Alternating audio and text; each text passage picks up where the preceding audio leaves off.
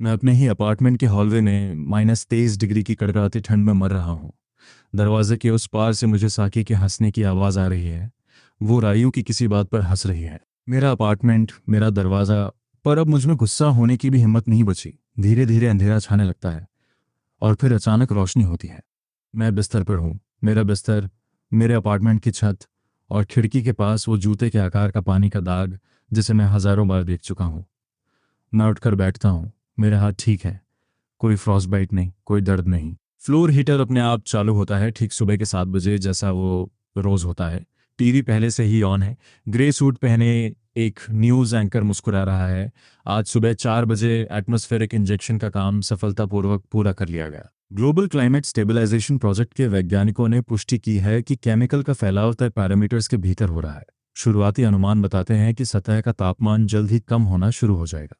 मैंने आवाज़ कम कर दी। मैं ये ब्रॉडकास्ट जानता हूँ। मैंने इसे 1 महीने पहले देखा था। बस फर्क इतना है कि वो महीना अभी तक आया ही नहीं है। आज वो दिन है जब उन्होंने इसे लॉन्च किया। वो दिन जब सब कुछ शुरू हुआ। और मेरी मौत का दिन आज से ठीक 30 दिन बाद है। उसी हॉलवे के फर्श पर, जबकि साकी मेरे अपार्टमेंट की गर्माहट में किसी दूसरे आदमी के साथ होगी। मैं बिस्तर के किनारे पर बैठकर कुछ देर तक सुन रहा। फिर मेरे सामने हवा में एक विंडो खुली। कोई आवाज़ नहीं, कोई रोशनी नहीं। बस एक साफ सुथरा इंटरफेस, जैसे फ़ोन की स्क्रीन मेरे चेहरे के सामने प्रोजेक्ट कर दी गई हो। वेलकम। आपको दूसरा मौका दिया गया है। ऑब्जेक्टिव: एक लेवल 100 शेल्टर बनाए। आइस एज के राजा बने। Time remaining 30 days, 0 hours, 0 minutes. मैं उसे देखता रहा। वेलकम मैसेज के नीचे एक मेन्यू था जिसमें 7 टैब्स थे। आखिरी टैब पर लिखा था रूल्स एंड लिमिटेशंस। मैंने उसे खोला और 40 मिनट तक पढ़ता रहा। पहली बात जो मुझे समझ आई वो ये कि ये सिस्टम कोई जादुई मशीन नहीं है। ये कुछ बनाता नहीं है। ये सिर्फ मटेरियल सप्लाई करता है, पैनल्स, इंसुलेशन, पाइप्स और कंपोनेंट्स, और उन्हें सीधे एक रजिस्टर्ड शेल्टर ऑब्जेक्ट तक पहुंचाता है। डिलीवरी के बाद उन मटेरियल्स का क्या करना है, ये पूरी तरह मेरी समस्या है। अगर मैंने एक पैनल गलत काट दिया तो सिस्टम उसकी जगह दूसरा नहीं भेजेगा। हर लेवल का बजट फिक्स है। दूसरी बात, क्वालिटी पर नज़र रखी जाती है। सिस्टम ये चेक करता है कि काम चालू हालत में है या नहीं। दीवार अगर इंसुलेटेड दिख रही है लेकिन जोड़ों में गैप है तो वो चेक फेल हो जाएगा। और फेल्ड चेक्स का मतलब है अगले लेवल के लिए मटेरियल में कटौती। सिस्टम इसे डेफिशिएंसी पेनल्टी कहता है। तीसरी बात, सिस्टम जिंदा चीजें सप्लाई नहीं करता। बीज मिलेंगे, मिट्टी मिलेगी, हाइड्रोपोनिक उपकरण मिलेंगे, लेकिन कोई भी ऐसी चीज जिसमें धड़कन हो, वो सप्लाई कैटलॉग में नहीं है। इस लाइन को मैंने 2 बार पढ़ा। इसका हल मुझे खुद ढूंढना होगा। और चौथी बात, हथियार रजिस्टर्ड होंगे। हर बंदूक शेल्टर के एक खास निवासी के नाम पर होगी। अगर वो किसी गैर रजिस्टर्ड इंसान को दी गई तो 48 घंटे के लिए सप्लाई लॉक हो जाएगी। मैंने रूल्स टैब बंद किया और शेल्टर रजिस्ट्रेशन फंक्शन खोला। मैंने इसे अपने अपार्टमेंट की तरफ पॉइंट किया। Assessment: Haruto apartment 5F, Chuo district. Structural thermal capacity 31%, social resistance 8%, combined score 22%, maximum achievable level 25। Note: high density शहरी इलाका। सोशल कोलैप्स की स्थिति में 7 से 10 दिनों के भीतर बाहरी लोग इमारत पर कब्जा कर लेंगे। रीअसेसमेंट की सलाह दी जाती है। सिर्फ 22%? अगर मैं अपनी पूरी जान भी इस अपार्टमेंट में लगा दूं तो भी मैं लेवल 25 पर जाकर रुक जाऊंगा। लेवल 25 का मतलब है कि ये शेल्टर सिर्फ -40 डिग्री तक झेल पाएगा। लेकिन मैंने जो डेटा पढ़ा था उसके मुताबिक तापमान -100 तक गिरने वाला है। लेवल 25 किसी राजा का शेल्टर नहीं, बल्कि किस्तों में मिलने वाली मौत है। मैंने इंटरफेस बंद किया। बाहर ओसाका हमेशा की तरह दिख रहा था। सुबह का ग्रे आसमान, वेंडिंग मशीन की लाइटें और चौराहे पर खड़ी एक टैक्सी। 30 दिन। मैंने अपने फ़ोन पर रियल एस्टेट की साइट खोली। ये अपार्टमेंट मेरे माता पिता का था। मैं इसे बेचने के लिए फॉर्म भरने लगा। तभी फ़ोन बजा। साकी का मैसेज था, हरुतो, क्या तुम आज फ्री हो? मुझे तुम्हारी याद आ रही है। मैंने उसे पढ़ा, फ़ोन उल्टा करके मेज़ पर रख दिया और जवाब नहीं दिया। मंगलवार को लिस्टिंग लाइव हुई। मैंने इसे मार्केट रेट से 15% कम पर रखा। मुझे पैसे से ज़्यादा रफ्तार की ज़रूरत थी। 2 दिनों में 3 लोग आए। तीसरा आदमी ब्रीफ केस लेकर आया था और उसने कैश पेमेंट की बात की। मैंने हाँ कह दी। पेपर वर्क पूरा होने तक मैं अपनी गाड़ी लेकर निकल पड़ा। मेरे पास 12 प्रॉपर्टीज की लिस्ट थी। वेयरहाउस, फैक्ट्रियां और एक बंद पड़ा स्कूल। मैं हर जगह जाता, बाहर खड़ा होता और सिस्टम इंटरफेस खोलता। दूसरे दिन नाम्बा में एक बंद mall, score 51%। High social conflict probability, यानी दंगों का खतरा। तीसरे दिन शहर के पूर्वी किनारे पर एक फैक्ट्री, स्कोर 64%। बेहतर था, पर छत में स्ट्रक्चरल डैमेज था। मेरे पास उसे ठीक करने का वक्त नहीं था। 5वें दिन मैं एक और नाकाम कोशिश के बाद वापस आ रहा था। तभी मैंने हाईवे के डिवाइडर पर लाल स्प्रे पेंट से लिखा एक शब्द देखा, ENO, कब्जा। उसके नीचे एक तीर का निशान था जो निशनारी जिले की तरफ इशारा कर रहा था। थोड़ा आगे एक लावारिस कार खड़ी थी, उस पर भी वही लाल निशान था। कोई अपनी टेरिटरी मार्क कर रहा था। मैंने रेडियो की आवाज़ बढ़ाई। अधिकारियों ने निशनारी में एक संगठित गिरोह के कब्जा करने की खबरों की पुष्टि की है। ये ग्रुप लोगों से खाना और फ्यूल मांग रहा है। मैंने रेडियो बंद कर दिया। अभी असली ठंड शुरू होने में 22 दिन बाकी हैं और ये शिकारी अभी से एक्टिव हो गए हैं। ये लोग घबराए हुए नहीं थे, ये प्लानिंग कर रहे थे। और वो सबसे ज़्यादा खतरनाक होता है। 8वें दिन मुझे वो मिला। शहर से 18 किलोमीटर दूर एक पुराना इंडस्ट्रियल वेयरहाउस। ये जगह 12 सालों से खाली थी। दीवारें पुरानी थीं, खिड़कियां ऊंची और संकरी थीं। मैंने गाड़ी रोकी और सिस्टम चालू किया। Assessment, abandoned industrial warehouse, block 4। Structural thermal capacity 74%। Expansion potential high. Subsurface level detected approx 280 SQM। Social threat resistance 81%। Fuel source proximity wooded area. Combined score 100%। Maximum achievable level 100। मैंने इसे 2 बार पढ़ा। 100% स्कोर। लेकिन नीचे एक note था, level 100 तक पहुंचने के लिए हर सबसिस्टम को स्टेप बाय स्टेप पूरा करना होगा। किसी भी लेवल को स्किप नहीं किया जा सकता। मैंने बाउंड्री के चक्कर लगाए। दीवारें मोटी थीं, यानी ये गर्मी को रोक कर रखेंगी। अंदर 2 फ्लोर की जगह थी, लेकिन वहां करीब 12 टन कचरा भरा पड़ा था। पुराने पैलेट्स, जंग लगे पाइप और कबाड़। मैं गेट पर खड़ा होकर सेलर को फोन करने ही वाला था कि तभी मुझे कुछ हलचल दिखी। एक कुत्ता, शायद 1 साल का आके था। वो सुनहरे और सफ़ेद रंग का था, बिना किसी कॉलर के। वो मुझे बड़े ध्यान से देख रहा था। मैंने अपने बैग से ओनिगिरी निकाली, उसे आधा किया और उसके सामने रख दिया। उसने 2 बार में उसे खा लिया और फिर वहीं बैठकर मुझे देखने लगा। कागजी कार्रवाई में 2 दिन लगे। अपार्टमेंट बेचकर मेरे पास 1,80,000 येन बचे थे। सुनने में ये बहुत लगते हैं, लेकिन जो मुझे बनाना था उसके सामने ये कुछ भी नहीं थे। मैंने वेयरहाउस को सिस्टम में रजिस्टर किया। Shelter object registered. Current level 0। Next unlock level 1। Materials condition clearance. मलबे का अनुमानित वजन 12 टन। नोट, कचरा साफ होने के बाद ही सप्लाई शुरू होगी। 12 टन कचरा और 2000 स्क्वायर मीटर की जगह। वो कुत्ता जिसे मैं मन ही मन शीरो कहने लगा था, फर्श के बीचों बीच बैठकर ऐसे देख रहा था जैसे मेरे काम का मुआयना कर रहा हो। मुझे मजदूरों की ज़रूरत थी। उसी शाम मैंने इश्तहार डाल दिया। नकद भुगतान, तुरंत शुरुआत, कड़ी मेहनत की शर्त। सिर्फ एक इंसान का जवाब आया। उसका नाम गोरो था। वो अगली सुबह अपने पुराने वर्क बूट्स और एक घिसी पिटी जैकेट में आ गया। एक ऐसा आदमी जिसने ठेकेदारों से ज़्यादा कंस्ट्रक्शन साइट्स देखी थी। उसकी उम्र 55, शायद 60 होगी। कद काठी ऐसी जैसे दशकों से भारी बोझ उठा रहा हो। उसने बिना कुछ कहे वेयरहाउस के अंदर का पूरा चक्कर लगाया। एंट्रेंस के पास की दीवारों की चौड़ाई जांची, फर्श को 2 जगह थपथपाया, छत की ओर देखा और फिर वापस वहीं आ गया जहां मैं खड़ा था। तुमने अपनी जिंदगी में कभी ड्रिल नहीं पकड़ी? उसने कहा। ये कोई सवाल नहीं था। नहीं, मैं जवाब दिया। उसने एक पल के लिए मुझे और देखा। ठीक है, तो तुम पैसों का हिसाब संभालो। उसे काम पर रख लिया गया। क्लियरेंस मिलने में 4 दिन लगे। गोरो की काम करने की रफ्तार तेज नहीं थी, पर वो कभी रुकता नहीं था। मैं उसके साथ कंधे से कंधा मिलाकर काम करता हूँ। जहां हुनर की बात आए, मैं किसी काम का नहीं, लेकिन मैं सामान उठा सकता हूँ, चीजें सॉर्ट कर सकता हूँ और बोरे ढो सकता हूँ। शीरो दिन के वक्त चारों तरफ पेट्रोल करता है। 2 बार वो बाउंड्री की तार के पास जाकर भौंकने लगा। 2 अलग लोग अलग अलग दिनों पर गेट के पास से धीरे धीरे गुजर रहे थे और अंदर झांकने के लिए अपनी रफ्तार कम कर रहे थे। दोनों बार वो आगे बढ़ गए। 5वें दिन की सुबह मैंने सिस्टम खोला और स्टेटस अपडेट हो चुका था। Clearance confirmed. 100% level 1 materials delivering now. Delivery का कोई ऐलान नहीं होता, न कोई आवाज, न कोई रोशनी। मैं वेयरहाउस के फर्श के एक कोने की तरफ देख ही रहा था कि सामान वहां अचानक प्रकट हो गया। मिनरल वुल इंसुलेशन के 30 बैग, फॉयल बैकिंग टेप के 2 कॉइल्स, फास्टनर्स का एक बॉक्स और मोटे कागज पर छपी एक बेसिक इंस्टॉलेशन गाइड। ऐसा लग रहा था जैसे वो हमेशा से वहीं थे, बस मैंने पहले उस कोने की तरफ देखा नहीं था। गोरों की नज़र उस पर पड़ी। वो सुन्न खड़ा रहेगा। उसने काफ़ी देर तक उन बोरों को घूरा। फिर ठीक है, शुरू करते हैं। लेवल्स 1 से 4 तक काम लगातार चलता रहा। मिनरल वुल को ग्राउंड फ्लोर की अंदरूनी दीवारों पर लगाया गया। गोरो आगे था, मैं उसके पीछे। मैंने ड्रिल चलाना सीखा। मैंने सीखा कि फॉयल टेप के हर जोड़ पर कम से कम 3 सेंटीमीटर का ओवरलैप होना चाहिए, वरना सिस्टम उसे फ्लैट कर देता है। ये बात मुझे लेवल 3 पे बड़ी मुश्किल से समझ आई। मैं ईस्ट वॉल पर तेजी से काम कर रहा था क्योंकि बाहर का तापमान हर दिन 1 डिग्री गिर रहा था और न्यूज़ एंकर्स की बातों में अब पहले जैसा भरोसा नहीं रहा। मुझसे एक जोड़ छूट गया। शायद वो हिस्सा 2 सेंटीमीटर छोटा रह गया था। उस शाम इंटरफेस अपडेट हुआ। Level 3 inspection deficiency detected. Location east wall section 4। Joint failure at seam level 4। Material budget reduced by 15%. Note: deficiency penalty cannot be reversed.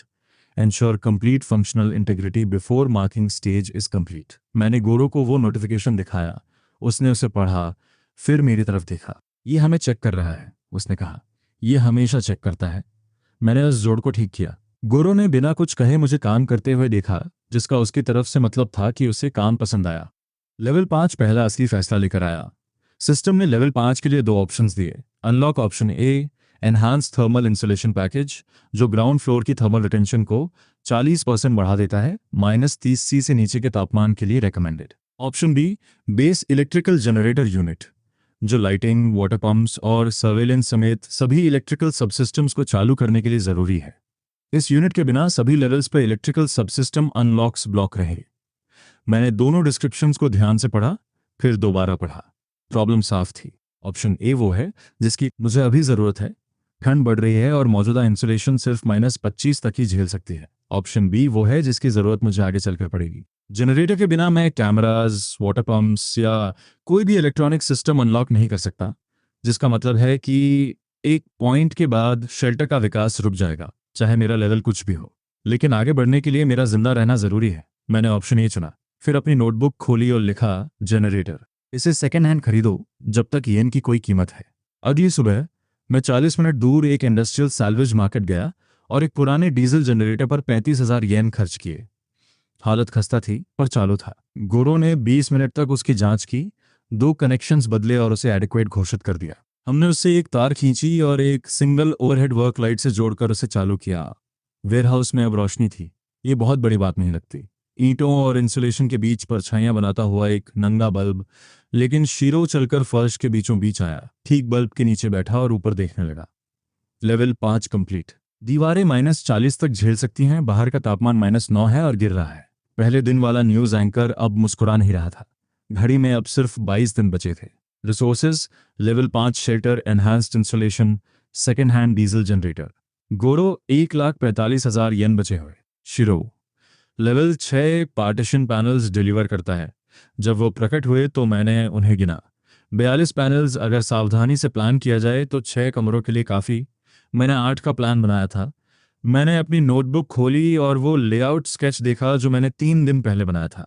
Storage room repair area से अलग, वर्कशॉप लिविंग क्वार्टर से अलग, main corridor से हटकर मेरे लिए एक छोटा सा प्राइवेट रूम। 6। गोरो ने उन ढेर को देखते हुए कहा। वो पूछ नहीं रहा था, उसे पता था। वो नीचे झुका और एक पैनल उठाकर उसे पलट कर देखा। ये अच्छी क्वालिटी के हैं, बाजार में मिलने वाले सामान से कहीं बेहतर। 6 कमरे, मैंने कहा। स्टोरेज और वर्कशॉप को आपस में जगह बांटनी होगी। बीच में एक डिवाइडेड शेल्फ यूनिट वाली दीवार। तुम एक तरफ से रिपेयर टूल्स उठा सकोगे और दूसरी तरफ से फूड स्टॉक्स, बिना एक दूसरे के रास्ते में आए। गोरो खड़ा हुआ और कंक्रीट पर चाक से बनाए मेरे फ्लोर प्लान को देखने लगा। उसने उसे ज़रूरत से ज़्यादा देर तक स्टडी किया। फिर उसने ड्रिल उठा ली। तुमने 8 सोचे थे और 6 मिले, उसने नाप लेते हुए कहा। ज्यादातर लोग शिकायत करते, तुमने बस लकीरें दोबारा खींच दी।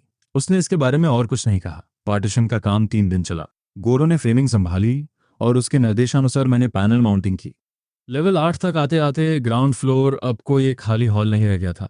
अब यहाँ दरवाजों वाला एक कॉरिडोर था, दीवारें जो बिल्डिंग के अंदर चलने वाली हवा को रोकती थी। अलग अलग कामों के लिए अलग अलग जोन्स। ये ऐसी जगह लगने लगी थी जहां सच में लोग रह सकते हैं। Level 9 shelving, steel frames, adjustable brackets और लॉक होने वाले ढक्कन वाले 1 दर्जन बड़े प्लास्टिक स्टोरेज कंटेनर्स डिलीवर करता है। सिस्टम एक ढंग के सप्लाई रूम के लिए इंफ्रास्ट्रक्चर तो दे देता है, लेकिन उसमें रखने के लिए कुछ नहीं देता।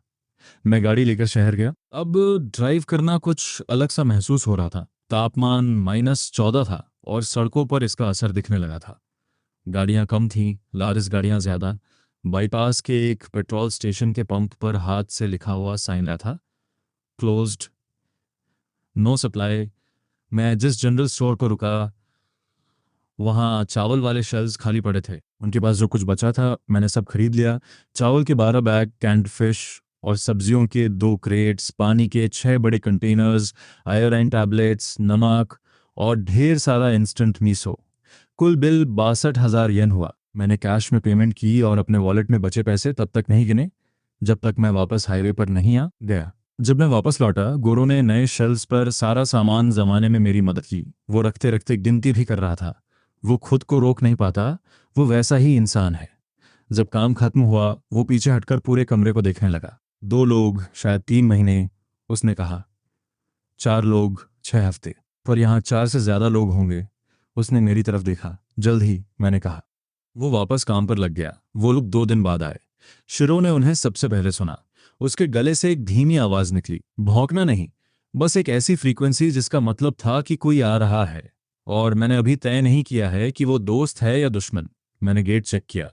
हाईवे से आने वाली सड़क पे 2 लोग पैदल आ रहे थे। एक औरत और एक मर्द, दोनों धीरे चल रहे थे, ऐसी धीमी चाल जो थकावट से ज्यादा सावधानी की वजह से थी। मैंने गेट से उन्हें देखा। शिरो मेरे पास बैठ गया। औरत जवान थी, 2022 साल की, कंधे पर एक मेडिकल बैग। उसकी मुद्रा एकदम सीधी थी, थकावट के बावजूद। मर्द बड़ा था, करीब 2830 साल का। उसके चलने का अंदाज ऐसा था जैसे उसने सालों एक ही जगह खड़े होकर खतरों पर नजर रखे हो। दोनों ने मौसम के हिसाब से कपड़े पहने थे, पर इस ठंड के लिए वो काफी नहीं थे। उस कयामत के लिए तो बिल्कुल नहीं जो आने वाली थी। वो गेट से करीब 10 मीटर दूर रुक गए। पहले वो औरत बोली, क्या यहाँ कोई इंचार्ज है? हाँ, मैंने कहा। हम यहाँ कुछ छीनने नहीं आए हैं, हमें बस कोई गर्म जगह चाहिए। शिरो ने फिर वही आवाज की, नफरत भरी नहीं, पर परखने वाली। क्या तुम्हारे पास कोई स्किल्स हैं? मैंने पूछा। उसने पलकें झपकाई। मैं एक नर्स हूँ, उस मर्द ने कहा। सिक्योरिटी, 6 साल। मैंने गेट खोल दिया। शर्त वही थी जो मैंने गोरो के लिए रखी थी और जो मैं किसी और के लिए भी रखूंगा। तुम काम करोगे तो यहाँ रहोगे, काम बंद तो जाना होगा। ये शेल्टर कोई होटल नहीं है और मैं कोई चैरिटी नहीं चला रहा हूँ। दोनों बिना किसी हिचकिचाहट के मान गए, जिससे मुझे समझ आ गया कि वो बाहर इतनी देर रह चुके हैं कि उन्हें पता है कि कोई भी शर्त कुछ ना होने से बेहतर है। उसका नाम नाना है, उसका नाम केन। उन्होंने खाना खाया, 4 घंटे सोए और अगली सुबह तक दोनों काम पर लग चुके थे। नाना मेरे खरीदे हुए मेडिकल सप्लाईज की इन्वेंट्री कर रही थी। केन बाउंड्री की फेंस के चक्कर लगा रहा था, उस इंसान की बारीक नजरों के साथ जो दिमाग में हर एक कमजोरी को मार्क कर रहा हो। अच्छा है, हमें उसकी जरूरत है। लेवल 11 एक नोटिफिकेशन के साथ आया।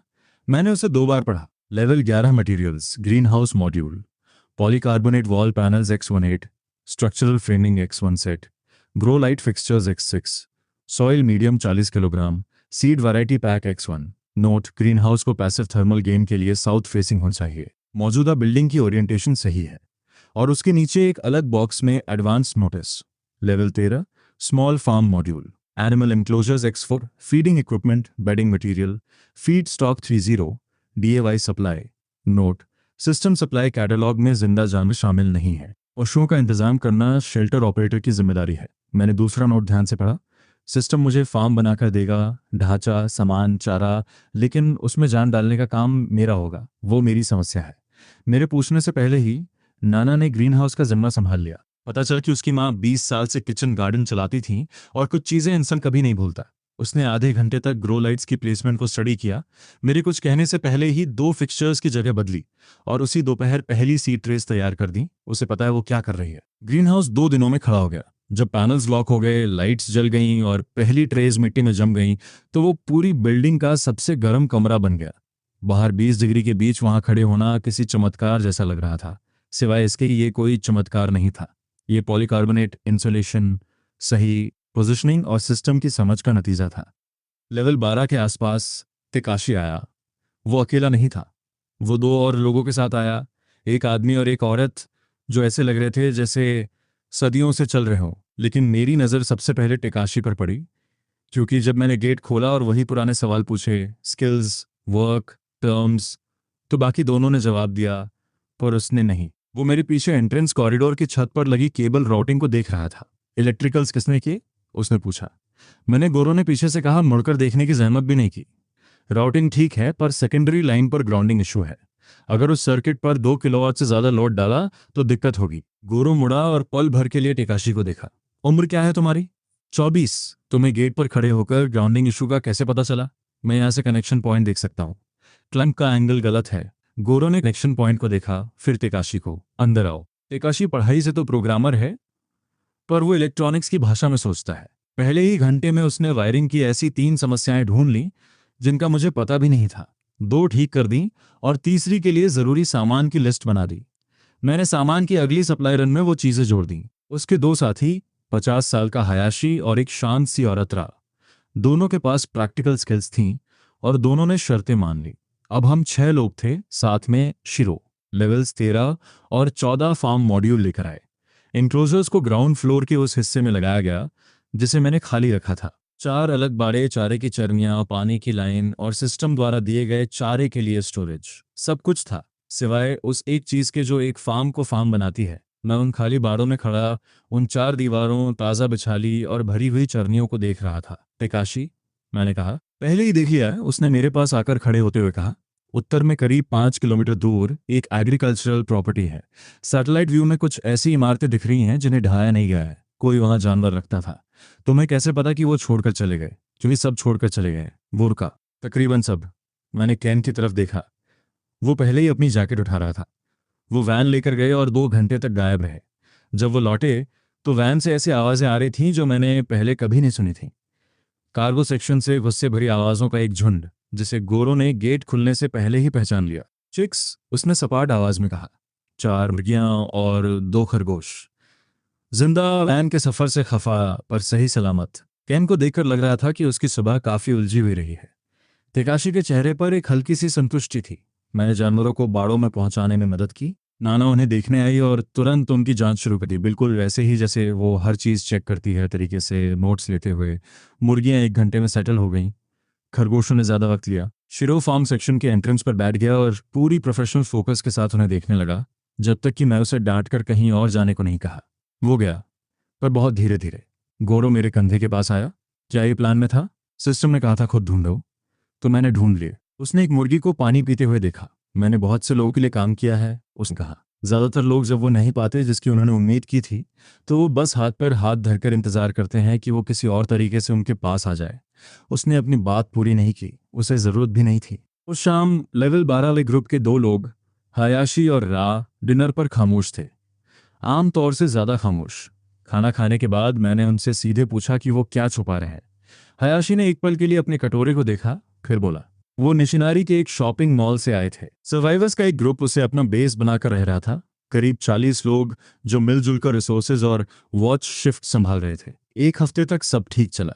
फिर कुछ और लोग आए, रिफ्यूजियों की तरह नहीं। वो पूरी तरह ऑर्गेनाइज थे, साफ हायरार्की, बाकायदा रोल्स और कम्युनिकेशन इक्विपमेंट। उनका लीडर कजुमा नाम का एक आदमी था, शांत आवाज, उम्र करीब 40, कोई फालतू की हरकत नहीं। कजुमा ने मॉल के हर इंसान को 2 ऑप्शंस दिए। ऑप्शन 1, वहीं रुको और उसके स्ट्रक्चर के नीचे काम करो। ऑप्शन 2, जो उठा सकते हो उठाओ और निकल जाओ। क्या उसने किसी को धमकाया? मैंने पूछा। उसे जरूरत नहीं पड़ी, हयाशी ने कहा। उसने बस ऑप्शंस बताए और इंतजार किया। जब करीब 1/3 लोगों ने जाने को कहा, तो उसने बड़ी शालीनता के साथ उनकी पैकिंग में मदद की और फिर उन्हें गेट से बाहर निकलते हुए देखा। एक खामोश पल। बाहर -22 डिग्री था। उसके पास कितने लोग हैं? जब हम निकले तब 70 के करीब थे और लोग आ रहे थे। उसके बंदे लोगों को रिक्रूट करने बाहर जा रहे थे। वो औरत, रा, पहली बार बोली। उसने सिस्टम के बारे में बात की। उसे पता था कि ये क्या है। उसने कहा कि सिस्टम से बने शेल्टर्स ही असली रिसोर्सेज हैं, खाना या ईंधन नहीं, बल्कि ये शेल्टर्स। मैंने उसकी तरफ देखा। उसने खास तौर पर यह कहा। उसने कहा कि वो पहले ही एक शेल्टर पर कब्जा कर चुका है। मेज पर सन्नाटा है। आज तक मैं बस उस आने वाली ठंड के खिलाफ खुद को तैयार कर रहा था। -100 डिग्री, 30 दिन।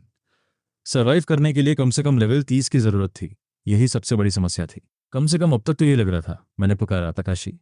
वो पहले से ही मेरी तरफ देख रहा था। तुम कितनी जल्दी एक रेडियो रिसीवर सेट कर सकते हो? मुझे पता लगाना है कि कजुमा के लोग कौन सी फ्रीक्वेंसी इस्तेमाल कर रहे हैं। उसने करीब 3 सेकंड तक सोचा। मुझे 2 दिन और कुछ सही कंपोनेंट्स दे दो। उस रात मैंने पार्ट्स की लिस्ट तैयार की। System notification, resources level 15, residents 6 plus Shiro, green house, producing farm operational, livestock 4 chickens, 2 rabbits, food supply approximately 2 months for current group, balance 85,000 yen, time remaining 12 days, threats detected 2। ठंड वो दुश्मन थी जिसके लिए मैं planning की थी। कजुमा वो है जिसके लिए मैं तैयार नहीं था, पर दोनों ही अब हकीकत हैं। लेवल 16 हमें एक किचन देता है, या सही कहूं तो एक किचन के कंपोनेंट्स, 4 बर्नर वाला एक commercial grade gas range, stainless steel की प्रेप सर्फेसेस, एक वेंटिलेशन हुड, ड्रेन असेंबली के साथ एक सिंक बेसिन और 2 अलग डायमीटर्स के 30 मीटर कॉपर पाइप।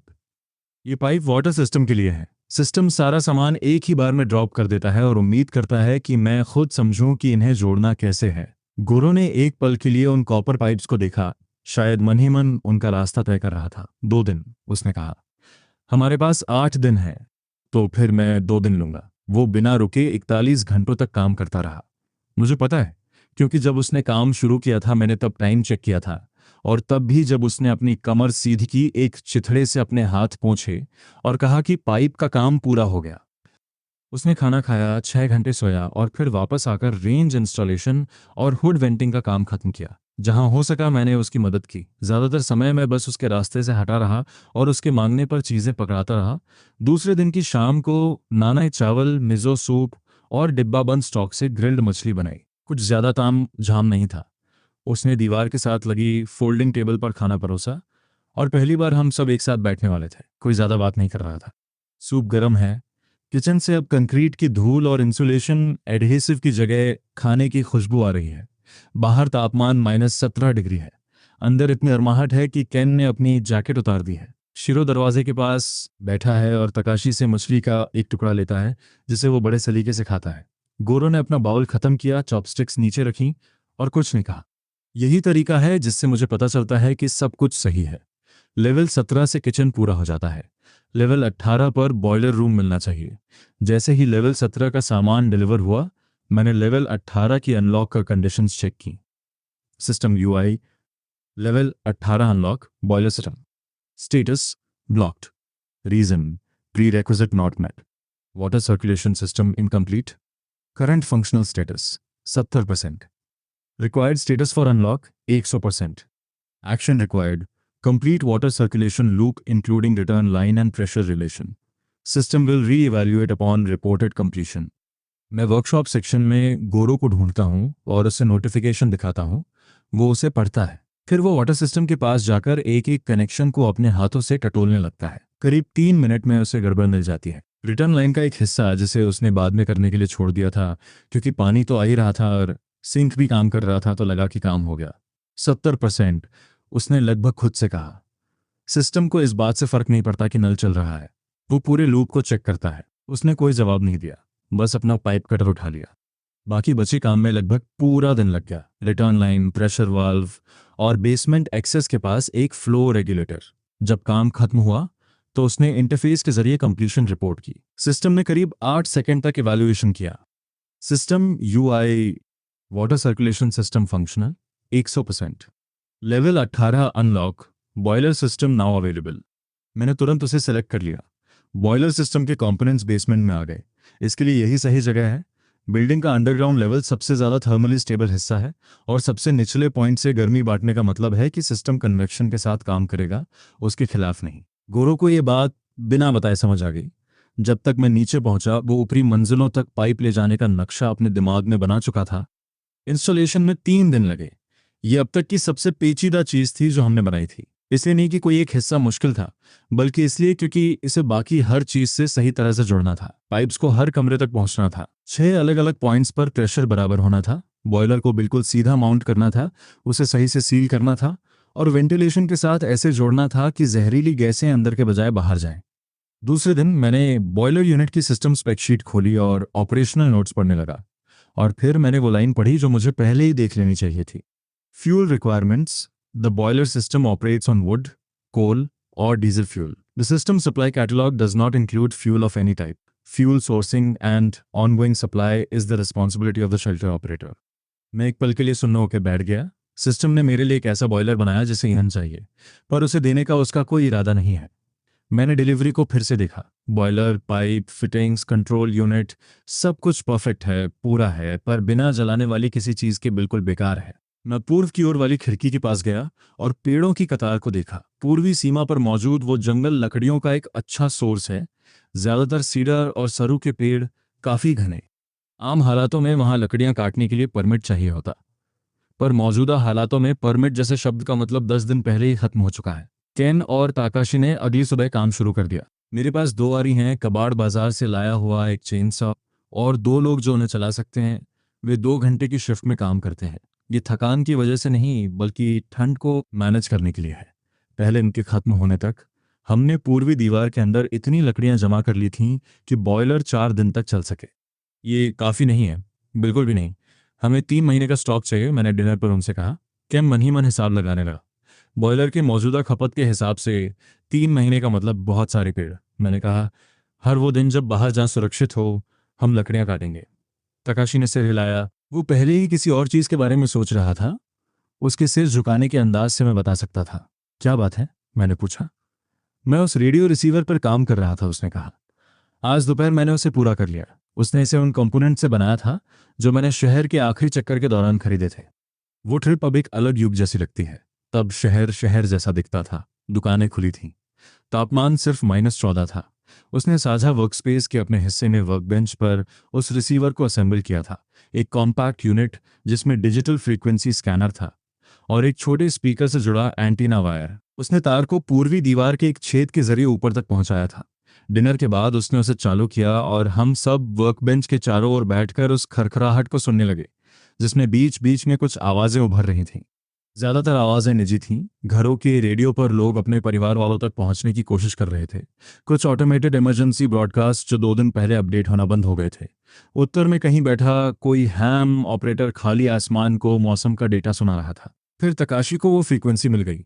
आवाज बिल्कुल शांत थी। वैसी शांति नहीं जो दिखाने की कोशिश की जाती है, बल्कि वैसी शांति जो एक पेशेवर पहचान होती है। Radio transmission. सेक्टर 7C सिक्योर्ड। Inventory count 2 weeks. Food supply 40 personnel absorbed into operational structure. Moving to sector 9 ATA 4 hours. Confirm receipt. एक छोटा सा पॉज। फिर एक दूसरी आवाज बिल्कुल वैसे ही लहजे में, कंफर्म्ड। Sector 9 AA authorised. मैंने तकाशी की तरफ देखा।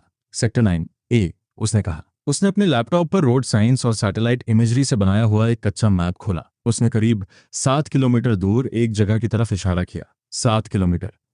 मैं खड़ा हुआ और पूर्वी खिड़की की तरफ बढ़ा। बाहर घना अंधेरा है। आउटडोर सेंसर पर तापमान -26 दिखा रहा है। मुझे पेड़ों की कतार आसमान के हल्के उजाले के खिलाफ एक काले साये जैसी दिख रही है। मैं रेडियो वाली उस आवाज के बारे में सोच रहा हूँ। Sector 7C secured. ये किसी अनाड़ी की भाषा नहीं है, ये ग्रिड कोऑर्डिनेशन है, इन्वेंट्री रिपोर्टिंग है। काजुमा के लिए जो भी कम्युनिकेशन संभाल रहा है वो ये पहले भी कर चुका है, शायद खुद काजुमा भी। मैं वापस टेबल पर आया और तकाशी के मैप पर सेक्टर 9A को मार्क कर दिया। अगली शाम गोरो मुझे ढूंढते हुए आया। उसने कुछ नहीं कहा, बस अपना सिर पूर्वी खिड़की की तरफ झुकाया। मैंने एक क्षितिज पर सेक्टर 9A की दिशा में देखा। एक नारंगी सी चमक फैली हुई थी, किसी बल्ब की तरह नहीं, बल्कि कुछ बड़ा। आग? गोरो ने कहा। नहीं, मैंने जवाब दिया। रंग देखो, आग नारंगी और सफेद होती है। ये गहरा लाल है और बहुत ही एक जैसा है। ये फ्लेयर्स हैं, सिग्नल फ्लेयर्स या कोई ऐसी चीज जिसे जानबूझकर जलाया जा रहा है। मैंने उसे कुछ पल तक देखा। रात में अपना इलाका मार्क करने का ये उनका तरीका है, ताकि 20 किलोमीटर के दायरे में हर किसी को पता चल जाए कि ये जगह अब उनकी है। गोरू मेरे पास खड़ा होकर उस चमक को देख रहा है। शिरो गेट के पास पूर्व की ओर मुंह किए खड़ा है, बिल्कुल स्थिर। 7 किलोमीटर, गोरू ने कहा। मैंने कहा हाँ। वो वापस अपने काम पर चला गया। उसने मुझसे ये नहीं पूछा कि मैं इसके बारे में क्या करने वाला हूँ, क्योंकि अब तक वो जान चुका है कि जब मुझे पता चलेगा मैं उसे बता दूंगा। लेवल 24 और 25 एक साथ आए और मैंने कुछ भी चुनने से पहले अपग्रेड ऑप्शंस को ध्यान से पढ़ा। System UI level 2 4 2 5 combined upgrade. Select one. Option A, expanded boiler capacity, increases heat output by 60%, supports up to 25 residents, recommended for shelters expecting population growth. Option B, mechanical ventilation system, full air circulation and filtration for sealed shelter operation. Warning: at external temperatures below -70 degrees Celsius, passive ventilation becomes non-functional. Without mechanical ventilation, CO2 buildup in sealed shelter reaches critical levels within 6 to 8 hours. और दोनों options के नीचे system का वो reminder जो मैं पहले भी पढ़ चुका था। Note: Emergency Advance Unlock is available for non-selected option. Cost: Material allocation for next 3 levels will be 0. This penalty cannot be waived. मैंने ऑप्शन बी वाली चेतावनी को 3 बार पढ़ा। 70 डिग्री पर पैसिव वेंटिलेशन काम करना बंद कर देगा। हम अभी -26 पर हैं और तापमान गिर रहा है। जो डेटा मैं ट्रैक कर रहा हूँ उसके हिसाब से तापमान 100 तक जाएगा। इसका मतलब है कि किसी मोड़ पर शायद 3 हफ्तों के भीतर हम एक पूरी तरह बंद शेल्टर में होंगे जहां बाहर की हवा आने का कोई रास्ता नहीं होगा। मैकेनिकल वेंटिलेशन के बिना अंदर का हर इंसान 6 से 8 घंटों में CO2 पॉइजनिंग से मर जाएगा। ऑप्शन ए हमें ज़्यादा गर्मी देता है। ज़्यादा गर्मी अच्छी है, पर अगर हम घुटकर मर गए तो उस गर्मी का कोई मोल नहीं। दिक्कत उस पेनल्टी की है। 3 लेवल्स तक जीरो मटेरियल एलोकेशन का मतलब है कि अगले 3 लेवल्स में सिस्टम सिर्फ खाली डब्बे भेजेगा। हम करीब 1 हफ्ते का डेवलपमेंट समय खो देंगे। जो सामान हमें अगले फेज के लिए मिलना था वो हमें नहीं मिलेगा। मैंने अपने फोन पर कैलेंडर देखा, कड़ाके की ठंड आने में 8 दिन बचे हैं।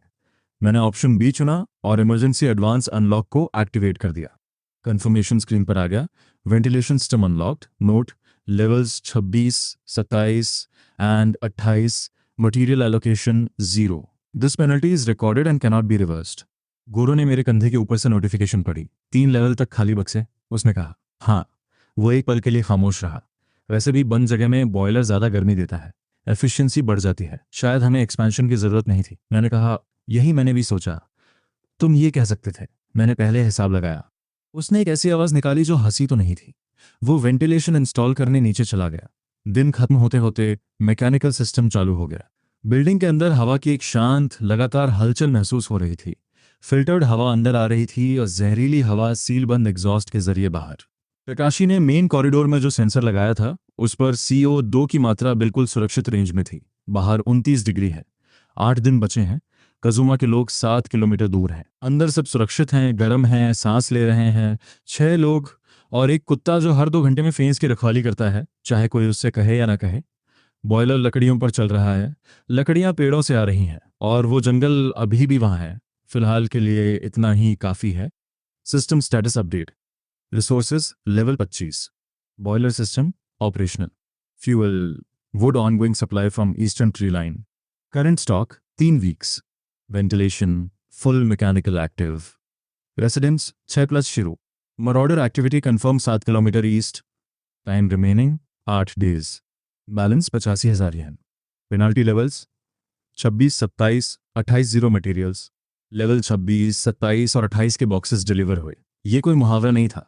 सिस्टम ने तय समय पर कंटेनर्स गिराए, वही साइज, वही निशान, और जब मैंने उन्हें खोला तो अंदर कुछ नहीं था।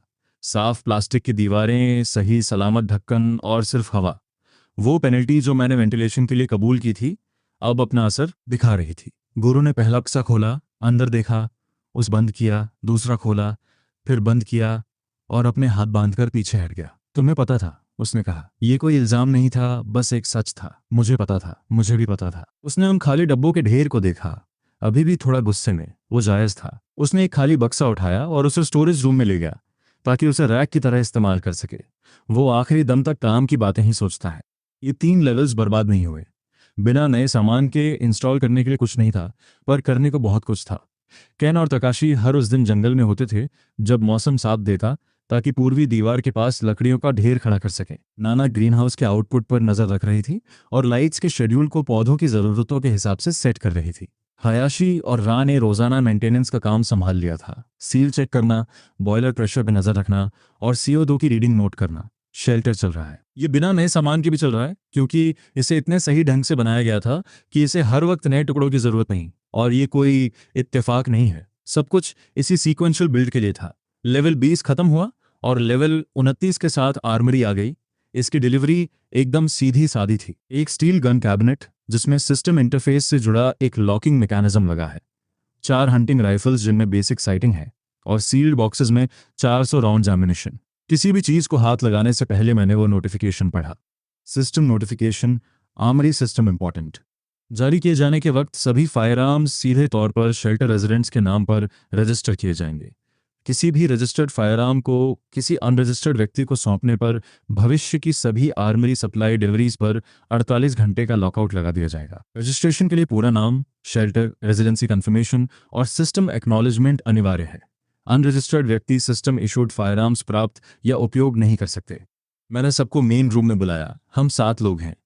मैंने उन्हें रजिस्ट्रेशन सिस्टम के बारे में सब कुछ साफ साफ समझाया। इसका क्या मतलब है, इसकी पेनल्टी क्या है और ये क्यों ज़रूरी है।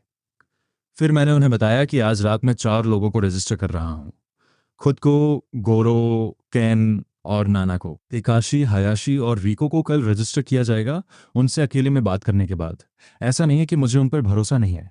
वो यहाँ काफ़ी समय से हैं और उन्होंने मेरा बुनियादी भरोसा जीता है। लेकिन सिस्टम के अंदर फायरआर्म रजिस्ट्रेशन परमानेंट है और मैं इसमें कोई जल्दबाजी नहीं करना चाहता। तेकाशी ने तुरंत सिर हिलाया। हयाशी ने राइफल कैबिनेट की ओर देखा और सहमति। रिको ने बस इतना कहा, अंडरस्टूड। पहली शाम केन ने रजिस्टर्ड हथियारों को संभाला। वो हर राइफल को उतनी ही बारीकी से चेक कर रहा था जैसे वो हर चीज को करता है, धीरे धीरे, पूरी तरह से, एक सिरे से दूसरे सिरे तक। उसने गोरो को सिखाया कि लोड और क्लियर कैसे करते हैं। गोरो ने बिना किसी उत्साह के वो सब किया, लेकिन उसी प्रिसीजन के साथ जो वो अपने हर काम में दिखाता है। मुझे उम्मीद थी कि हमें कुछ ज़्यादा यूजफुल मिलेगा, कैन ने हंटिंग राइफल्स की तरफ देखते हुए कहा। मैंने पूछा, तुम्हारे दिमाग में क्या था? उसने जवाब दिया, ऐसी चीज़ जिसकी रेंज अच्छी हो। हमारे पास ट्री लाइन है। पूर्व की तरफ से आने वाली किसी भी चीज़ को फेंस तक पहुंचने से पहले खुले मैदान को पार करना होगा। इतनी दूरी के लिए हंटिंग राइफल काफ़ी है।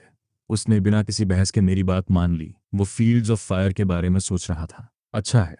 लेवल 29 में कैमरास भी मिले, 12 units, weatherproof housing, night vision capability और एक सेंट्रल रिकॉर्डिंग यूनिट, जिसे तेकाशी ने डिलीवरी के 2 घंटे के भीतर ही मेन वर्कबेंच के मॉनिटर से कनेक्ट कर दिया। शाम तक हम बिल्डिंग की ओर आने वाले हर रास्ते को देख पा रहे थे। हाईवे से आने वाली एक्सेस रोड, ट्री लाइन के साथ वाली ईस्टर्न पेरीमीटर, सदर्न और नॉर्दर्न फेंस लाइंस और मेन गेट। तेकाशी मॉनिटर के सामने बैठ गया और काफ़ी देर तक हिला नहीं। इसलिए नहीं कि कुछ हो रहा था, बल्कि इसलिए क्योंकि अब वो सब कुछ देख सकता था और वो अब नॉर्मल चीज़ों को पहचानने से पहले नॉर्मल नज़ारों को समझ रहा था। कैमरास को लेबल करो, मैंने उससे कहा। उन्हें नंबर दो, उनका एंगल और कवरेज जोन नोट करो। जब कुछ हो तो मैं चाहता हूँ कि तुम सिर्फ कैमरा 4 कहो और मुझे पता हो कि मैं क्या देख रहा हूँ। उसने लेबलिंग शुरू कर दी। कैमरा 4 का रुख नॉर्थ ईस्ट की तरफ है, जो प्रॉपर्टी के पीछे से ट्री लाइन तक जाने वाली चेन लिंक फेंस के हिस्से को कवर करता है। ये गेट से सबसे दूर का पॉइंट है। इस कैमरा की इमेज बाकियों से थोड़ी धुंधली है। इतनी दूरी पर नाइट विजन को थोड़ा ज्यादा जोर लगाना पड़ रहा है। तभी शिरो ने मुझे जगाया। वो भौंका नहीं। वो मेरे कमरे के दरवाजे पे खड़ा होकर एक धीमी लगातार आवाज निकाल रहा था। वो आवाज जिसका मतलब है कि बाहर कोई है और उसने उसे एक खतरे के रूप में भांप लिया है। होश में आने से पहले ही मैं खड़ा हो गया, अपने बूट्स पहने और सीधा मॉनिटर रूम की तरफ भागा। तेकाशी पहले से ही वहां था। कैमरा 4 बार के बाहर एक साया खड़ा था, बिल्कुल स्थिर। वो चढ़ने की कोशिश नहीं कर रहा था, ना ही पेरीमीटर के साथ चल रहा था, बस वहीं खड़ा होकर बिल्डिंग की तरफ देख रहा था। उसके हाथों में कुछ था, लेकिन इतनी दूरी पर रेजोल्यूशन कम होने की वजह से समझ नहीं आ रहा था। शायद कोई नोटबुक या कोई डिवाइस।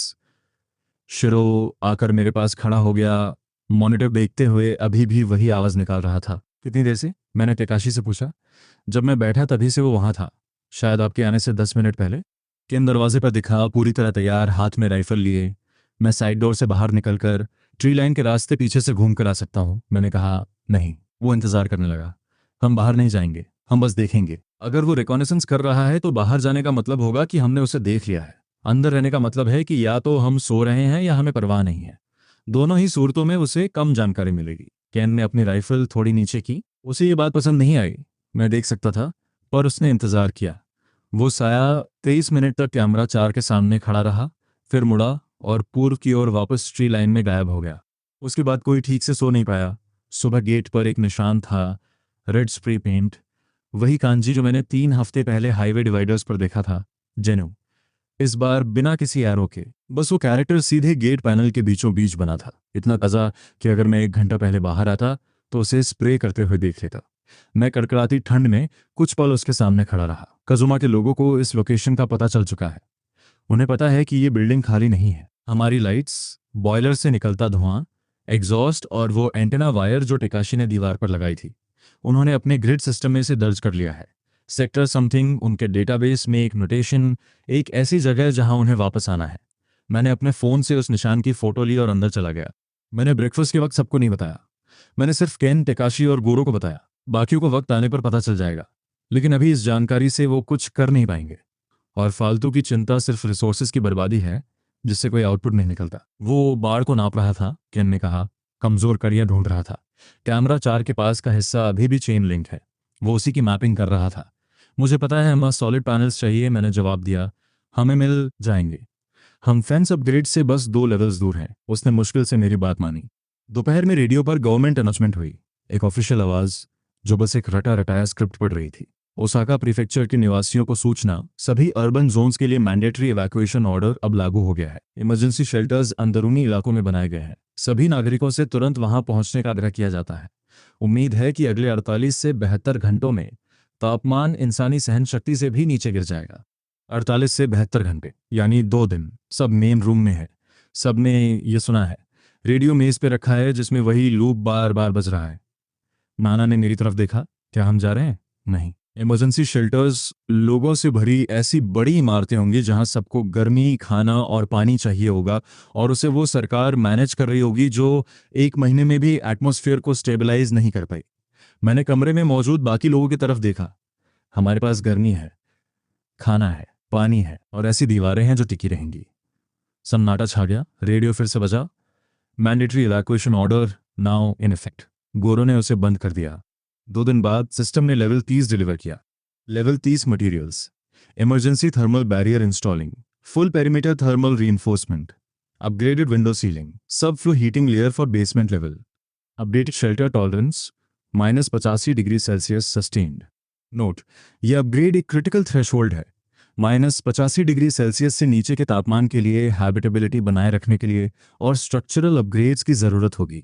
इंस्टॉलेशन रात भर अपने आप चलती रही। ये पहली बार था जब सिस्टम ने बिना हमारी मेहनत के इंस्टॉलेशन संभाली। जब मैं सोकर उठा, दीवारें कुछ अलग महसूस हो रही थी।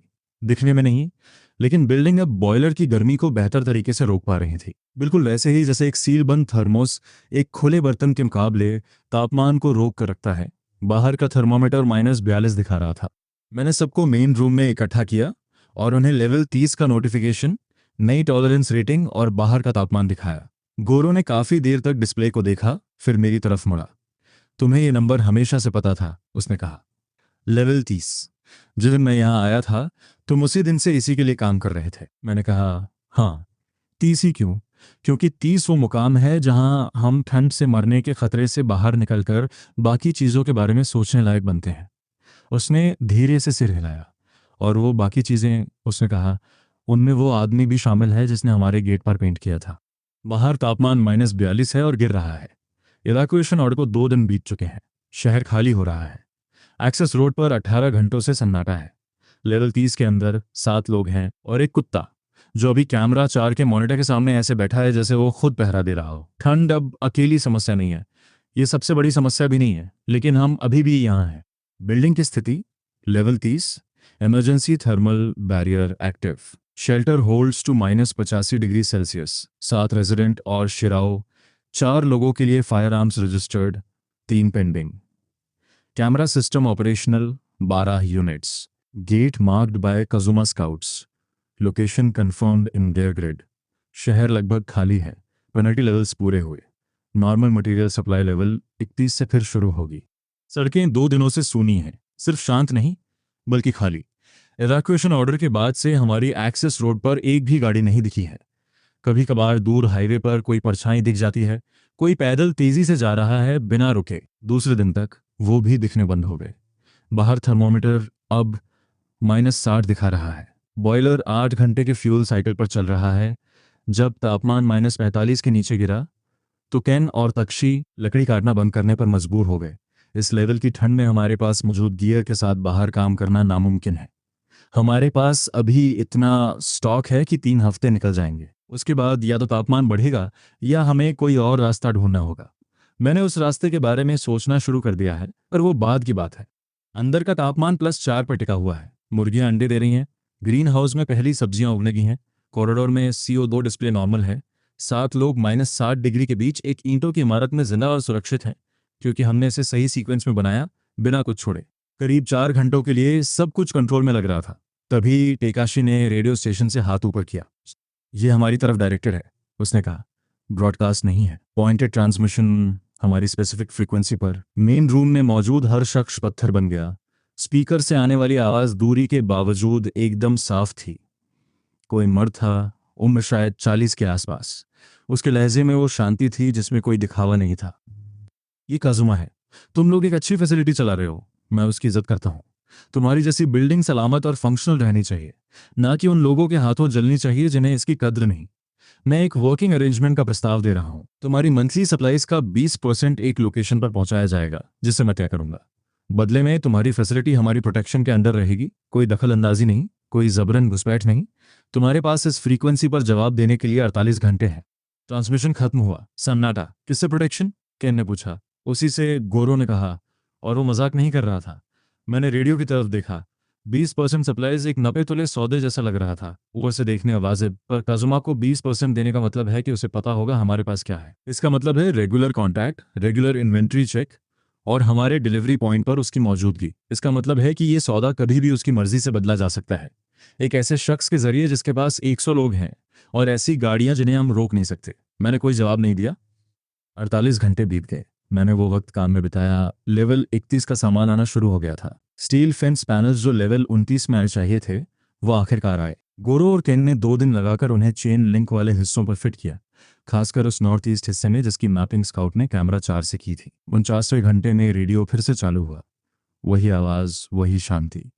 खामोशी नोट कर ली गई है। इसका मतलब है तुम सोच रहे हो। सोचना अक्लमंदी है, पर ज़रा जल्दी सोचो। मैं कुछ पल रेडियो के पास खड़ा रहा, फिर टेकाशी के पास बैठ गया। क्या तुम हमारे सिग्नल को असलियत से कमज़ोर दिखा सकते हो? मैं चाहता हूं कि सुनने वाले को लगे कि हम एक छोटा सा ग्रुप है, खराब सामान, कम पावर देने के लिए कुछ खास नहीं। टेकाशी ने इस पर विचार किया। ये हार्डवेयर की समस्या है, सॉफ्टवेयर की नहीं। हमें ट्रांसमिशन पावर कम करनी होगी और आउटगोइंग सिग्नल में जानबूझकर इंटरफेरेंस डालना होगा। मुश्किल नहीं है, पर बारीकी चाहिए। वो रुका। सबसे बड़ी चुनौती इसे नेचुरल दिखाने की है। आर्टिफिशियल इंटरफेरेंस पकड़ा जा सकता है अगर सुनने वाला माहिर हो। मैंने पूछा, क्या काजुमा माहिर है? उसका सेटअप प्रोफेशनल है, जो भी इसे चला रहा है उसे पता होगा। फिर भी क्या तुम ये कर सकते हो? वो थोड़ी देर और रुका। हाँ। उसे 90 मिनट लगे। उसने ट्रांसमिशन यूनिट में बदलाव किए, एक ऐसा कंपोनेंट जोड़ा जो सिग्नल को एक खास तरीके से खराब करता था, बिल्कुल वैसा जैसा पुराने सामान और कमजोर पावर सोर्स से निकलता है। संतुष्ट होने के बाद उसने 2 बार टेस्ट किया। मैंने रेडियो का की दबाया, अपनी आवाज़ को सपाट और थका हुआ रखा, जैसे कोई बहुत ज़्यादा ठंड और थकान में हो। यहाँ 7 लोग हैं, खाना खत्म होने वाला है, शायद 1 महीना और चले। हमारे पास बांटने के लिए कुछ नहीं है, हम बस गुजारा कर रहे हैं। मैंने की छोड़ दी। 20 सेकंड की खामोशी। फिर कजुमा की आवाज़ आई, अंडरस्टूड, हम चेक करेंगे। ट्रांसमिशन खत्म। मैंने टकाशी की तरफ देखा, उसने मेरी तरफ। हम चेक करेंगे का मतलब है कि वो किसी को भेजने वाला है। ये तो खैर होने ही वाला था। कैमरा 4 वाले स्काउट ने ये पक्का कर दिया था। लेकिन अब वो जिसे भी भेजेगा वो एक ऐसे कमजोर ग्रुप की तलाश में आएगा जिसके पास महीने भर का खाना और टूटा फूटा रेडियो है। अब उसे जो दिखेगा वो उसे कुछ और ही समझाएगा। मुझे पक्का करना होगा कि उसे जो दिखे वो हमारी कहानी से मेल खाए। मैंने केन से कहा, जब अगला स्काउट आए तो बिल्डिंग में सिर्फ एक लाइट जलनी चाहिए, लकड़ी का ढेर दिखना चाहिए, पर छोटा ज्यादा सामान उनके आने से पहले बेसमेंट में शिफ्ट कर दो। कॉरिडोर पर कोई हलचल नहीं होनी चाहिए। केन ने विरोध करना चाहा। मुझे पता है ये गलत लग रहा है, लेकिन हम अभी सीधी टक्कर के लिए तैयार नहीं हैं। हमें 2 और लेवल्स की ज़रूरत है। उसे ये बात पसंद नहीं आई, पर वो मान गया। 3 दिन बाद शिरो ने मुझे फिर से जगाया। कैमरा 2, कैमरा 4 नहीं, बल्कि 2, जो एक्सेस रोड और मेन गेट को कवर करता है। हाईवे की तरफ से एक साया पैदल चला आ रहा था। उसकी रफ्तार धीमी थी, अकेला था। मैंने 1 मिनट तक उसे गौर से देखा। वो साया गेट तक पहुंचा और रुक गया। इससे पहले कि मैं समझ पाता क्यों, उसकी पोस्चर मुझे जानी पहचानी लगी। जिस तरह से वो खड़ी थी, शरीर का भार एक तरफ और ठंड से बचने के लिए सीने पर हाथ फोल्ड किए हुए। मैंने ये पहले भी देखा था। तुम उसे जानते हो? केन ने दरवाजे से पूछा। वो भी मॉनिटर पर सब देख रहा था। हाँ। मैं खुद गेट पर गया। जब मैंने उसे खोला तो उसने ऊपर देखा। साकी। उसने कड़ाके की ठंड के हिसाब से कपड़े पहने थे। शहर और यहाँ के बीच उसने कहीं न कहीं से इनका इंतजाम कर लिया था। उसका चेहरा हवा के थपेड़ों से झुलस गया था और वो इतनी देर से पैदल चल रही थी कि उसके पैर डगमगा रहे थे। लेकिन वो खड़ी रही और उसकी आंखों में एक साफ चमक थी। जब उसने मुझे देखा तो 2 सेकंड के भीतर उसके चेहरे पर 3 अलग अलग भाव आए। पहले राहत, फिर पछतावा जैसा कुछ, और फिर कुछ ऐसा जिसे पढ़ना मुश्किल था। हारुतो। उसने मेरे चेहरे को देखा और उसकी राहत गायब हो गई। तुम्हें पता था, इसीलिए तुमने जवाब देना बंद कर दिया। ये कोई सवाल नहीं था। मैंने बस इतना कहा, अंदर आओ। वही शर्तें हैं जो बाकी सबके लिए हैं। काम करोगी तो यहाँ रहोगी, काम बंद तो तुम्हें जाना होगा। उसने मेरे चेहरे में कुछ तलाशने की कोशिश की, शायद गुस्सा या फिर माफी का वो नाटक जिसकी उसने रास्ते भर रिहर्सल की होगी। उसे दोनों में से कुछ नहीं मिला। ठीक है, उसने कहा। मैं पीछे हटा और उसे अंदर आने दिया। जब हम अंदर आए तो शिरो कॉरिडोर में खड़ा था। उसने साकी की तरफ देखा पर उसकी ओर बढ़ा नहीं। वो गुर्राया नहीं, बस देखता रहा, बिल्कुल वैसे ही जैसे वो उन चीज़ों को देखता है जिनके बारे में उसने अब तक कोई फैसला नहीं लिया है। साकी ने उसे देखा और उसने भी साकी को। कुछ पल बाद वो मुड़ा और फार्म सेक्शन की तरफ चला गया। शिरो अक्सर वहीं जाता है जब वो किसी चीज़ को परखने के बाद किसी नतीजे पर नहीं पहुंच पाता। उस शाम मैंने साकी को सिस्टम में रजिस्टर कर दिया, 7th फुल रेजिडेंट। मैंने रजिस्ट्रेशन का समय और तारीख वैसे ही नोट की जैसे मैं हर चीज़ करता हूँ।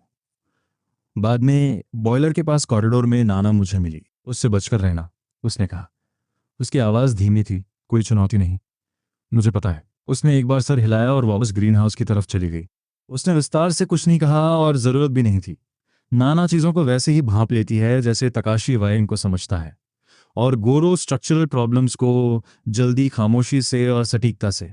उसने पहले ही घंटे में साकी के बारे में कुछ ताड़ लिया था और वो बस मुझे आगाह कर रही थी। मुझे ये बात पहले से पता थी, पर उसका कहना काम आया। बाहर तापमान -63 था और गिरता जा रहा था। शहर खाली है, एक्सेस रोड खाली है। रेडियो 3 दिनों से शांत है, जब से काजमा ने कहा था कि हम चेक करेंगे। कोई न कोई चेक करने ज़रूर आ रहा है, कब ये हमें नहीं पता। अंदर लेवल 30 की तैयारी चल रही है, 7 रेजिडेंट्स और शिरो। उत्तर पूर्वी हिस्से के फेंस पैनल्स अब मजबूत हैं। लकड़ियों का स्टॉक बेसमेंट में है, जो बाहर से नजर नहीं आता। रात में पूरी बिल्डिंग में सिर्फ एक लाइट जलती है। हम कुछ वक्त के लिए बिल्कुल वैसे दिख रहे हैं जैसा काजमा उम्मीद कर रहा होगा। इतना काफ़ी है। लेवल 31 के साथ रीइंफोर्स्ड वॉल पैनल्स और स्टील फेंस सेक्शंस की पहली खेप आ गई। जब वो सामान पहुंचा, गोरो मेरे पास ही खड़ा था। उसने भारी भरकम सॉलिड स्टील के उन स्टैक्स को देखा जो पोस्ट माउंटिंग के लिए पहले से ही प्री ड्रिल्ड थे। हर सेक्शन 2 मीटर ऊंचा था। उसने पास वाला पैनल उठाया, उसके कोनों की फिनिश चेक की और उसे वापस रख दिया। बस इतना ही काफी है, आखिरकार उसने कहा। वो मन ही मन पहले से ही हिसाब लगा रहा था कि पोस्ट के बीच कितनी जगह छोड़नी है। फेंस का काम सिर्फ बाहर ही हो सकता था, जिसका मतलब था कि ये तभी मुमकिन है जब तापमान बर्दाश्त के काबिल हो, और -63 डिग्री में इसका मतलब है कि बिना फुल थर्मल कवरेज के कोई बाहर नहीं जाएगा। लेवल 33 पर सिस्टम ने 2 थर्मल वर्कसूट्स दिए, insulated full body construction gear, जिसमें सील्ड ग्लव्स और फेस प्रोटेक्शन भी शामिल थे। केन और तकाशी ने बिना किसी बहस के उन्हें ले लिया। वही 2 लोग थे जो मुश्किल हालात में सबसे तेज से काम कर सकते थे, और वो सूट्स भी इत्तेफाक से उन्हीं के नाप के थे। वे 90 MINUT की शिफ्ट्स में काम करते थे। एक बाहर पैनल्स लगाता तो दूसरा अंदर खुद को गर्म करता और कैमरा फीड से काम पर नजर रखता। गोरो खिड़की के पास लगे उस इंटरकॉम से निर्देश देता था जिसे तकाशी ने कबाड़ के टुकड़ों से बनाया था। एक सीधा सा सिस्टम, अंदर एक माइक्रोफोन और बाहर छज्जे के नीचे लगा एक स्पीकर, ताकि गोरो को सूट पहने बिना ही बाहर अलाइनमेंट ठीक करने में आसानी हो। कई दिनों की मेहनत के बाद एक एक करके फेंस तैयार होने लगी। मैं कैमरा फीड्स पर तरक्की देख रहा था। वो पुरानी जाली वाली बाड़ अब स्टील पैनल्स में बदल रही थी। हमारा इलाका अब किसी किले जैसा दिखने लगा था। पहले उत्तर पूर्वी हिस्सा तैयार हुआ जहां दुश्मन टोह ले रहा था, फिर पेड़ों की तरफ वाली पूर्वी सीमा, और उसके बाद उत्तर और दक्षिण। जैसे जैसे काम आगे बढ़ता, शिरो अंदर से उस पर नजर रखता। मैंने गौर किया कि उसका ध्यान हर जगह बराबर नहीं होता। वो कुछ खास जगहों पर ज्यादा वक्त बिताता, बार बार वहीं लौट कर आता जहां कुछ भी नहीं था। जब दूसरी बार उसने ऐसा किया तो मैंने उन जगहों को नक्शे पर मार्क कर लिया। बाद में जब मैंने गौर किया तो समझ आया कि वो हर जगह या तो ढलान थी, या कोई कोना, या फिर वो हिस्सा जहां से साफ दिखाई नहीं देता था। वो बस यूं ही चक्कर नहीं काट रहा था, वो कमजोर कड़ियों को चेक कर रहा था। मैंने ये बात किसी को नहीं बताई, पर मैंने उसकी गश्त को एक एक्स्ट्रा सेंसर की तरह इस्तेमाल करना शुरू कर दिया। लेवल 36 पर हमें डिफेंस टावर्स मिले, 4 यूनिट्स, मॉड्यूलर कंस्ट्रक्शन, जिन्हें फेंस के चारों कोनों पर लगाया जा सकता था। इनमें integrated rotary weapon system, night vision targeting और रिमोट ऑपरेशन की सुविधा थी। सिस्टम के नोट्स में इसे लेवल 36 पैकेज का सबसे खास हिस्सा बताया गया था। मैंने इसकी स्पेसिफिकेशंस पढ़ी। Defence tower system power requirements: autonomous operation के लिए कम से कम 15 किलोवाट की लगातार बिजली की जरूरत थी। इससे कम होने पर टावर्स शुरू ही नहीं होंगे। अभी हमारे जनरेटर का आउटपुट सिर्फ 8 किलोवाट था। नोट में साफ लिखा था, पावर इंफ्रास्ट्रक्चर अपग्रेड करना ऑपरेटर की जिम्मेदारी है। सिस्टम कोई ईंधन या पावर इक्विपमेंट नहीं देगा। 8 किलोवाट, हमें 15 चाहिए थे। तबाही से पहले मैंने एक पुराना डीजल जनरेटर खरीदा था, जिसे गोरो ने ठीक करके काम चलाने लायक बताया था। वो अपनी पूरी क्षमता पर चल रहा था। Lights, boiler, ventilation, camera feeds और तकाशी के रेडियो, सब उसी के भरोसे थे। टावर्स को चलाने के लिए रत्ती भर भी बिजली नहीं बची थी। वो डिब्बों में बंद पड़े रहने वाले थे जब तक कि मैं बिजली की इस समस्या का हल निकाल लूं, और सिस्टम इस मामले में मेरी कोई मदद करने वाला नहीं था। मैंने उन सब बातों को याद किया जो लोगों ने यहाँ आने के बाद मुझे बताई थी। हयाशी, जब वो और ही पहली बार आए थे, उन्होंने अपने रास्ते के बारे में बताया था। उसने उत्तर पूर्व में करीब 4 किलोमीटर दूर एक बंद पड़ी फैक्ट्री का जिक्र किया था, जहां काफी सामान छूट गया था क्योंकि भागने वालों के पास वक्त नहीं था। उसने खास तौर पर एक टूटी खिड़की से एक बड़ा जनरेटर देखने की बात कही थी। मैंने वर्कशॉप में हयाशी को ढूंढा। वो फैक्ट्री जिसका तुमने जिक्र किया था, वो जनरेटर किस साइज का था? उसने कुछ सोचा। इंडस्ट्रियल था। उसका ढांचा पीला था। वो एक कमर्शियल रेंटल यूनिट था जो इतना बड़ा था कि हयाशी खिड़की से उसकी छत तक नहीं देख पाया। उस साइज के कमर्शियल यूनिट्स 30 से 50 किलोवाट्स तक की पावर देते हैं। अगर वो थोड़ा खराब भी हो तब भी 15 किलोवाट तो मिल ही जाएगा। मैंने केन और तकाशी को बुलाया। वो वैन और ट्रेलर लेकर निकले और 3 घंटे में वापस आ गए। वो जनरेटर इतना बड़ा था कि उसे वेयरहाउस के अंदर ले जाने के लिए दरवाजे का फ्रेम तक हटाना पड़ा। गोरो ने यह काम ऐसे चेहरे के साथ किया जैसे उसका अपमान हुआ हो, पर वो मजबूरी समझता था। वो 40 किलोवाट का इंडस्ट्रियल डीजल यूनिट था जिसमें 200 लीटर का फ्यूल टैंक लगा था। हफ्तों से कड़ाके की ठंड में पड़े होने की वजह से उसे स्टार्ट करने में काफ़ी मशक्कत हुई। तकाशी ने 1 घंटा इलेक्ट्रिकल कनेक्शंस पर लगाया और गोरो ने कुछ पुर्जे बदले। तब जाकर वो ठीक से चला। जब वो स्थिर हुआ तो पावर डिस्प्ले पर 38 किलोवाट शो हो रहा था। गोरो ने पहले उसे देखा, फिर केन और तकाशी को, और आखिर में मेरी तरफ मुड़ा। तुम्हें कैसे पता था कि कहाँ ढूंढना है? उसने पूछा। हयाशी ने आते ही बताया था। मैंने उसे फाइल कर लिया था। तुम हर चीज़ फाइल कर लेते हो। हर वो चीज़ जो बाद में काम आ सके अक्सर काम आती है। उसने इस पर बहस करना ठीक नहीं समझा और टावर लगाने के काम में जुट गया। 2 दिनों में टास्क तैयार हो गए। केन ने खुद सब अपनी निगरानी में लगवाया। लेवल 29 से ही वो इसी चीज़ का इंतज़ार कर रहा था और वो उसी जुनून के साथ काम कर रहा था जैसे कोई इंसान उस काम के लिए बना हो जिसे वो सालों से करना चाहता था। बाड़ के चारों कोनों पर वो 4 यूनिट्स खड़ी हो गई जो टेस्टिंग के दौरान बड़ी आसानी से घूम रही थी। उनका टारगेटिंग सिस्टम थर्मल सिग्नेचर्स को इतनी साफ तरह से पकड़ रहा था कि पुराने कैमरा फीड्स उनके सामने फीके लगने लगे। जब चारों टावर्स ऑनलाइन आ गए तो केन उस कंट्रोल कंसोल पर बैठ गया जिसे तकाशी ने मेन मॉनिटरिंग रूम में सेट किया था। 4 स्क्रीन्स, हर टावर के लिए एक सेंट्रल ओवरराइड और मैनुअल टारगेटिंग के साथ ऑटोमेटेड रिस्पॉन्स सिस्टम का ऑप्शन। वो वहां एक पल के लिए खामोश बैठा रहा। जब से वो आया था ये पहली बार था जब वो चुप था। उसे देखकर ऐसा लग रहा था जैसे वो अपनी सही जगह पर पहुंच गया है। मैंने कुछ नहीं कहा। कुछ बातें बिना कहे समझी जाती हैं। इन्हें स्टैंड बाय पे रखो, मैंने उससे कहा। अभी एक्टिव ऑटोनोमस मोड की जरूरत नहीं है। मैं चाहता हूं कि फायर करने से पहले मैनुअल ऑथराइजेशन ली जाए। इससे रिस्पॉन्स टाइम कम हो जाएगा, उसने टोका। मुझे पता है, पर हम अभी किसी ऐसी संस्था को जवाब देने के लिए तैयार नहीं हैं जो अब भी आधिकारिक तौर पर निगरानी कर रही हो। और मैं नहीं चाहता कि रात के 3 बजे कोई हिरन गलती से टावर ट्रिगर कर दे। उसने थोड़े नाखुश चेहरे के साथ ये बात मान ली। उसे लग रहा था कि मैं ज़रूरत से ज़्यादा सावधानी बरत रहा हूँ। लेवल 37 से 40 के बीच हमने बाकी कमियां पूरी की। रीइंफोर्स्ड गेट मैकेनिज्म, एक सेकेंडरी इंटीरियर बैरियर और बाड़ और बिल्डिंग के बीच